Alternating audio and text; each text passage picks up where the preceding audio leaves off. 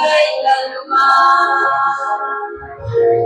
Maghari ka, ngayon at kailanman. Maghari ka, ngayon at kailanman.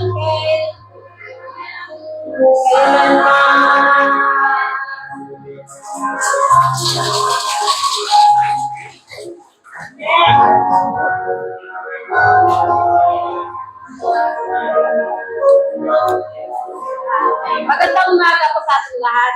Magbibigay lang po ako ng konting testimony na yung ginawa at yung kabutihan ng Panginoon sa buhay ko at sa buhay ng pamilya. Ayan.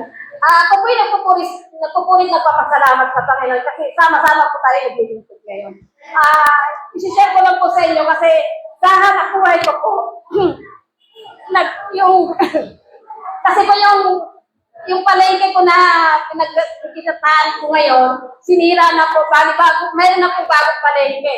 Yung salamat po sa Panginoon kasi noong una po talaga, hindi po ako kasali na magkaroon ng pwesto.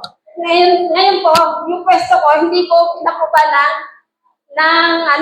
sa opisina po. Ilang beses po ako lumapit, 3 beses po ako lumapit, nabigo po ako. Panghuling lapit ko po, hinihiling ko ng Panginoon, salamat po sa kalapasto na talagang tulog prayer din po sila para sa hanap buhay po ng bawat isa sa atin. Yung po tininig po ng Panginoon na isa po ako nagkaroon ng pwesto ngayon. Kahit pahiram na po, pero salamat sa Panginoon. Kasi hindi po ako nawala ng hanap buhay. Hindi talaga, ang anak ng Panginoon talaga, hindi niya tayo pababayaan. Kahit yung nagkakaroon na ako ng pagkulot, paano na yung pamilya ko, sabi ko gano'n. Pero hindi pa rin ako nawala ng pag-asa. Tuloy pa rin. Pray pa rin ako ng pray. Tapos gawin pa rin natin ang kalooban ng Panginoon. Hanggang sa ngayon po yun. Bali, Martes po, lilipat na po kami sa kagabi yun. Wala na kaming tulog. Inaayos po namin yung pwesto. At salamat din po sa Panginoon. Kasi marami pong ginagamit ang Panginoon para sa biyaya, para sa akin, sa aming pamilya. Hindi ko pa po akalain na yung isang suki ko po ay presidente po sa palengke na isa po palang suki ko. Kinausap ako kagabi, sabi niya, mayroon ka na bang nakuha pwesto? Sabi ko, wala pa po, hindi lang po lang. Pero sabi niya, blessing na naman po, sabi ko, blessing na naman, kinausap niya ako, blessing na naman po. Kaya, kasi ayaw niyang pasabi. Basta sa akin, blessing na. Malaking blessing po sa akin yun, sa hanap buhay ko. Kaya salamat sa Panginoon, sa mga sinagot niya yung mga panalangin natin, panalangin ko. At isa pa po yung panalangin ko sa Panginoon, yung anak ko na okay na po sila ng asawa ko. Wala yung isang Kristiyano sa isang pamilya, hindi po perfect. Pero kapag may nanglalamig po sa atin, huwag po natin silang hayaan. Pag-pray natin at kung pumilos tayo kung paano natin ibalik sa Panginoon. Kaya salamat kasi wala man po siya ngayon kasi masakit yung mata. Salamat po sa Panginoon. Sabi ko, palang araw, babalik at babalik yung anak ko na kasama ko naglilingkod sa Panginoon. Kasi isang kayamanan po yung, hindi naman yung bagay na maging mayaman tayo sa pera.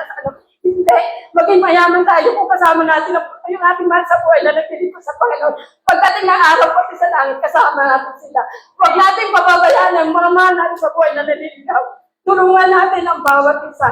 At salamat din po sa Panginoon kasi dati po nagkatanin sa kay Ate Connie. Sabi ko ganyan ang kalagayan ni Ate Connie, bakit hindi rin ako magsigay ng papuri ng awitin para sa Panginoon. Dati po kasi napakaiksi po yung nagkasakit ako, hindi na po ako nakakapagsalita ng maayos. Umuurong na po yung dila ko. Kaya ngayon po nagpapasalamat ako sa Panginoon, nakakapagbigay awit na rin po ako sa Panginoon. Dahil din po sa quiet kasi parang yung dila ko po parang na-exercise na po. Salamat po sa lahat. Salamat po, Pastor. Talagang napakalaking. Huwag po tayo na sa Panginoon kung may problema tayo. May pagsubok po.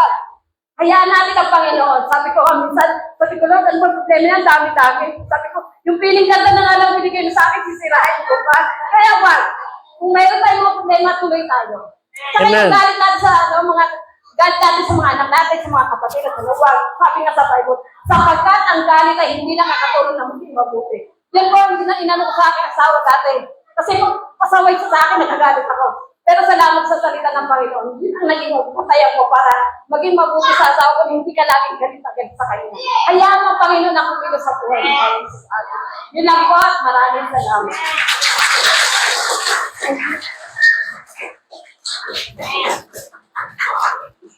Amen. Ay natin tumayo. Mas you're welcome to share your testimony. Wala akong problema yan. Salamat sa pagkatuto. Okay, raise your Bibles. Amen. If you will be able to bring your Bible, you already won half the war. Okay, ready, begin. This is my Bible, lamp unto my feet, light unto my path. I am what it says I am. I have what it says I have. I can do what it says I can. Today, I will be taught with the Word of God. I will boldly confess. My mind is alert. My heart is receptive. I will never be the same. In Jesus' name. Amen. Please remain standing. John chapter 20, verse 19. John 20, verse 19. And then susundan natin ang Proverbs 22:28. John 20, verse 19, begin. Nang kinahaponan nga ng araw na iyon, na unang araw ng isang linggo, at nang nangapipilig ang pintong kinaroroonan ng mga alagad. Dahil sa katakutan sa mga Hudyo, ay dumating si Jesus at tumayo sa gitna. At sa kanila'y sinabi, kapayapaan ang sumainyo. Proverbs 22:28. Kung ako'y nandating mo ng mukha, na inilagay ng iyong mga magulang. Tayo mag-share po, pagpalain ng Ama ang kanyang salita. Amen. Ang biyaya ng Diyos sa langit ay sumaatin sa pangalan ni Kristo ng ating Diyos at tagapagligtas. Again, maraming bagay ginawa sa atin ng Panginoon, maraming kabutihan. But let me remind you once again, importante ang lahat ng bagay na yan, pasalamatan natin, pero pinakahigit sa lahat, yung may gawa. Hindi yung ginawa niya, kundi yung may gawa ng lahat ng bagay, kundi ang Diyos. Ang pagpapala sa testimony kanina, pag-ingat sa ating lahat, ang pagdun sa ating panalangin, ay kapuri-puri. Huwag niyo kakalimutan magpasalamat sa Diyos. Batigit sa lahat, siyang nagpuri. Karapat-dapat sa papuri. Siyang nagpala. Siyang nagbiyaya. Amen? Siyang nagkakaloob ng lahat ng bagay. Ang pinaka-importante sa lahat. So, whether we were blessed o hindi pa, pag si Kristo ang sentro ng ating buhay, siya ang nasa gitna, yun nasabi kanina. Everything will be fine. Sa Proverbs 22:28, nakalagay dito, huwag mong baguhin ang dating mohon. Yung bawat lupa ng mga ligan, may mga mohon yan. Patunay na hindi mo pwedeng lagpasan yan, hindi ka pwedeng humigit dyan, dahil hanggang dyan ka lang. Yung mohon na yan na nagpapatunay na you are not to take others' possession. Pangalagaan mo, igalang ang kapitbahay. Yun ang nagbibigay ng hati. Enough para sa iyo at para sa kanya. Huwag mo alisin yung mohon, sabi ng Bible. Yung mohon yan ay nagpapatunay din sa ating buhay, spiritually, na yung mohon yan ay pinaka-batayan, sagrado, patunay na huwag kang babago, huwag mo alisin yung doktrina na natutunan mo. Huwag kang lalayo sa mga bagay na nadinig mo sa aral ng Biblia. Huwag kang nilipat ng paniniwala. Huwag kang babago ng panindigan. Yung mohon na salita ng Diyos, nananatili dapat sa atin yan. Amen? Ibig sabihin, the only reason we can do yung strong na paninindigan sa Panginoon ay pagka yung Kristo ay ating nasa gitna natin. Pag si Kristo ay nasa sentro nating buhay, pag si Kristo ay nasa gilid-gilid lang, pag si Kristo ay panglinggo lang, pag sa ating buhay, yung Kristo Panginoon natin ay pang prayer meeting lang o pang tabi-tabi lang, yung buong araw mo ng Monday hanggang Sabado, walang Diyos kang kinatatakutan, wala kang Diyos na pinapahalagaan, walang pagdududa ang buhay mo, walang pagunlad. Maaari siguro pagpapalain ang buhay mo ng maraming bagay, pero walang biyaya ng Diyos. So ngayong umaga, anong gusto kong sabihin? Matiling sentro ng buhay natin, si Kristo. Huwag niyong babaguhin ang pinanindiganan, ang aral, doktrina ng Panginoon na ating narinig. Si Kristo po, mga kapatid, nagtagumpay laban sa kamatayan. Masakit na pumanaw ang ating mga mahal sa buhay. But if you will just put Christ in the center of your life, yung kamatayan po ay isang doorway patungo sa langit. Si Kristo po ay nagtagumpay sa kamatayan, yung kanyang kapangyarihan ang nagbangon sa kanya mula sa mga patay. Habang ang mga alagad ay nagtitipon-tipon sa bahay, natatakot sa mga Hudyo, nakasara ang pintuan, si Kristo tumagos at tumayo sa gitna nila at sinabi niya, kapayapaan ang sumainyo. Pag si Kristo po nasa gitna ng ating buhay, lahat ng bagay magiging payapa. Kahit anumang unos, anumang dinadaanan natin, payapa ang kalooban mo if He is in the center of your life. As young as you are, pati mga bata, pag natutunan natin si Kristo nasa gitna ng ating buhay, nakita kahit may lagnat yan, kumakanta ng papuri sa Diyos. Bago matulog, nananalangin. Bago kumain, nananalangin. Pag ang Diyos nasa center na yung buhay, hindi ka madaling matukso, hindi ka madaling maakay na masumambarkada. So si Kristo po ay dapat sentro natin buhay. Again, Jesus in the midst. And it's a must. Dapat, sa pagkalikha niya maraming bagay, lahat ng bagay ay wala pa dahil sa kanyang salita at sa kanyang kapangyarihan.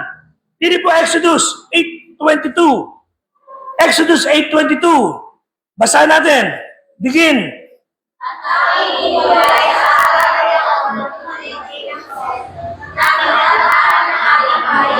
Upang wag magkaroon doon ng pulutong-pulutong na langaw. You see, ang Panginoon sa gitna ng lupa.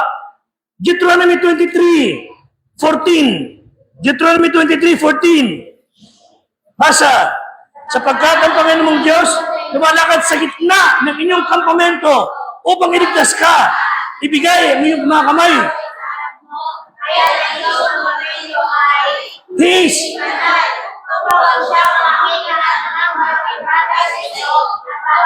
Amen. Dahil ang Panginoon ay nasa gitna nila, ang kaaway ibinigay sa kanilang mga kamay. Jeremiah 14 verse 9. Jeremiah 14 verse 9.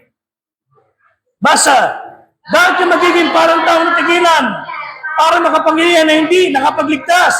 Gayunman ikaw, O Panginoon, nasa gitna namin at kami ay tinatawag sa iyong pangalan. Huwag mo kaming iwan. Panginoon, si Kristo, yung ating Diyos na si Kristo, dapat lagi nasa gitna natin, mga kapatid. Huwag niyo kakalimutan, He should be in the midst. Daniel, nang habang sinusunog, yung tatlo niyang kaibigan, Shadrach, Meshach, and Abednego, sa 3:25 ng Daniel, si Kristo ay nasa gitna nila. Tinan niyo mga kapatid, basa, sumagot. Nakikita ko, 4 na lalaki. Nagsisilakat sa gitna ng apoy. Walang pasok. Yung 3 lalaki, Shadrach, Meshach, and Abednego, itinapon sa nagbabagang horno. 3 lalaki, pero nakita ni Nebuchadnezzar, 4 ang nakita niya. At yung ginapos, wala nang gapos. Lumalakad, nasunog yung mga gapos ng apoy. Pero malakad sila, walang pasok. Pag si Kristo nasa gitna ng inyong buhay, hindi kayo mapapasok. May direksyon. Malaya kang makalalakad. Malaya kang makapamumuhay ng maayos. Si Kristo ay panganak. Siya ay nasa gitna ng mga shepherd at ng mga wise men. At doon siya nagkaedad. Bata siya, 12 years old. Siya ay nasa gitna ng mga matataas na uri ng pinag-aralan. At ang Holy Spirit, lagi nasa gitna natin. At siya ay nakatahan. Ephesians 3:7 sa ating puso. Ephesians 3:7. Ano sabi ng Bible? Basa, na dito'y Ay sa kaloob na biyayang yaon ng Diyos na sa akin ay ibigay ay sa paggawa ng kanyang kapangyarihan. 17. Basa. Kristo ay nananahan sa inyong mga puso sa pamamagitan ng mananampalataya upang kayo'y magugat at magpatuloy sa pag-ibig. Di siya tumibay, magugat sa pananampalataya. si Kristo na sa inyong mga puso. Para tinihin yung siyang sentro nating buhay. Matthew 18:20, 2 or 3 gathered in my name, si Kristo na sa gitna natin. Matthew 18:20, patunayin po na kapatid si Kristo na sa gitna natin. Matthew 18:20, basa.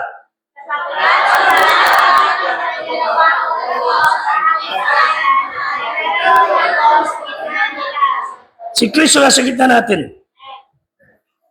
Sa payag at sa buong halos kakaklat ng Biblia, ang theme, Kristo dapat nasa gitna natin. Bakit hindi palagi inuulit-ulit? Bakit palaging sinasabing mahalaga? Bakit bigyan pansin? Sapagat kung hindi kay Kristo, wala tayong lahat. Dahil kay Kristo, buhay tayo. Tama sabi ni Kuya Hil kanina. Dahil kay Kristo, tayo ay may pag-asa. Dahil kay Kristo, pag-usap pa tayo, nakakapagsama-sama. Sa katunayan mga kapatid, pag si Kristo na sa sentro nating buhay, may mga tao talaga, hindi maintindihan. Iba lakad nyo, iba lakad nila. Iba salita nyo, iba salita nila. Pag si Kristo ang sentro nating buhay, lahat ng area nating buhay, kumbaga parang bahay, lahat ng kwarto, pwede niyang pasukin. Dapat lahat ng area ng buhay natin, pwede pasukin ni Kristo. Dapat yung relationships, pangarap, dapat Lord, pati pag-asawa, pati pangarap sa buhay, dapat ikaw ang nakaalam, si Kristo. Walang dapat na nakasarang pintuan. O kaya nang maging epekto pag si Kristo ang ating sentro nating buhay. If He is in the midst of our life, ano mangyayari sa iyo? One, you will be peaceful. Magiging payapa ka. Again, John 20 verse 19. Tumayo si Kristo sa gitna nila. Sabi ng Panginoon, kapayapaan ang sumainyo. Paigay, nagdesisyon. Panginoon, ang buhay ko, iyo. Sentro ng buhay ko, ikaw. Ang buhay mo magiging payapa. Isaiah 26, verse 3. Ang sabi ng Bible, basa. Iyong ininalabas niya sa mga kapayapaan, ang iisipin sa iyo, kapag siya'y itiwala sa iyo. Pag si Kristo ang sentro ng iyong buhay, you will be in perfect peace. Talata, Romans 5:1. Paigay na kay Kristo, sentro ng iyong buhay, mayroong kapayapaan sa Diyos. Romans 5:1. Kaya po sabi ng Bible, basa. Yaman nga, meron tayong kapayapaan.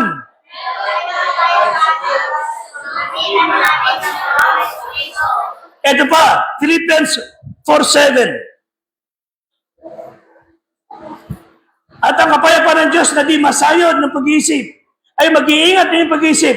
Yun ang pagka kayo meron siliranin, meron kayong pinagdaraanan, pag si Kristo ang sentro ng buhay, yung isip nyo, payapa. Makakapag-isip ka ng tama. Magiging kalmante ka. Bakit? Sapagat si Kristo, merong payapa, kapayapang ibinibigay. Na di masayod, lubos na hindi mo kaya ipaliwanag. Ano siya sabi natin? Make Him at the center of your life will be peaceful. Pangalawa, your life will be lucky. Ibig sabihin, pleasant.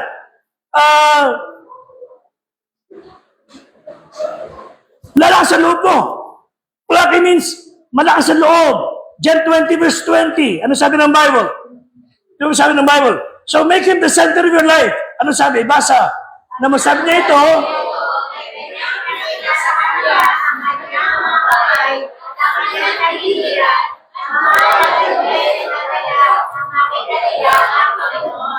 next. 21. Okay, sad back. Basa.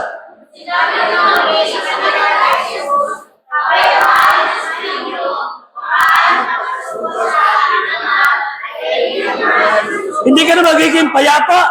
Okay, pag payapa ka, malakas ang loob mo. Hindi ka nagtatago.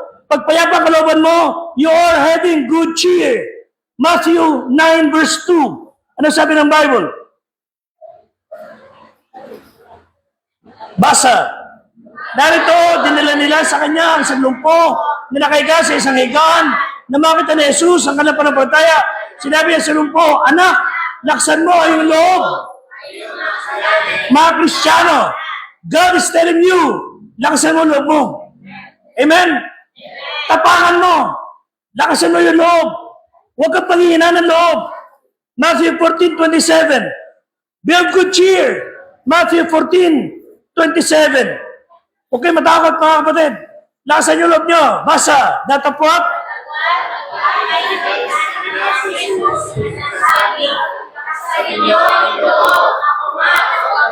Whenever you are passing through trials, ano ang pinagdadaanan mo, nag-aalala ka, sinasabi siya ni Kristo, lakasan mo loob mo. Huwag ka matakot. Huwag ka matakot. Mangyayari lang yun if He is in the center of your life. Pangatlo, pagka si Kristo sa center of your buhay, if He is in the midst, you will be productive. John 20:21, sabi ng Bible, kapayapaan ang sumasa inyo, at kayo isusugo ko. Okay? Isusugo ko kayo. You will be my mouth to speak. You will be my feet to run errands. You will be my hands to do the work. And you will be my heart to love. Pagka tayo nagpalatili, si Kristo ang sentro nating buhay. Hindi ka na magiging payapa. Hindi ka na magiging malas sa loob. You will be productive. You will be His mouth. Ang iyong mga sasabihin ay puro bagay na nakakapagpatibay. Colossians 4:6. Colossians 4:6. You will be my mouth. Basa.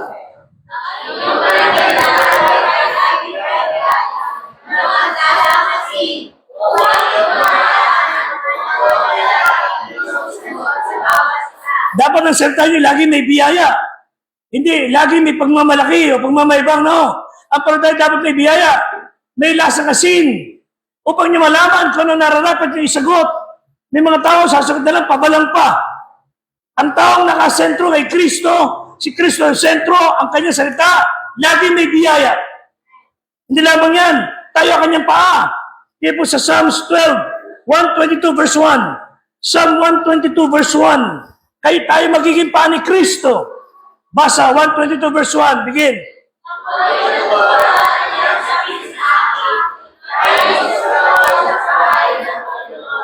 Sa Santang Kanto, tara, church tayo. Punta tayo sa church.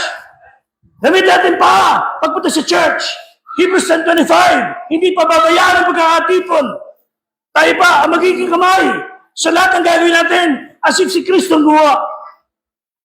Halimbawa, merong gloves. Yung gloves na yan, inilapag mo lang dyan. At sabihin mo, gloves, kunin mo yung Bible. Hindi gagalaw. Gloves, kumuha ka ng tubig. Hindi gagalaw. O gloves, kumuha ka ng sarol. Hindi gagalaw. Gagalaw yung gloves. Pag sinumaya mo kunin, isuot mo yung kamay mo. Gloves, kunin mo yung Bible. Gloves, kumuha ka ng baso. Ibig sabihin, yung gloves, walang silbi. Pag wala ang kamay sa loob, walang silbi ang tao. Pag wala si Kristo sa kanyang buhay, kailangan natin si Kristo. Huwag niyo kalimutan. Dahil sa Kanya, makapangyarihan tayo. Philippians 4:13. Ano sabi ng Bible? Philippians 4:13. Basa. Doon, sa nagpapalakas sa akin, magagawa mo mga bagay. Magagawa mo lahat ng bagay. I can do all things through Christ na nagpapalakas sa akin. Siya, wala na iba, ang magpapalakas. Ezekiel 22, verse 30. Ezekiel 22, verse 30. Dahil sa Kanya, may magagawa ka pa. Ezekiel 22, verse 30. Basa.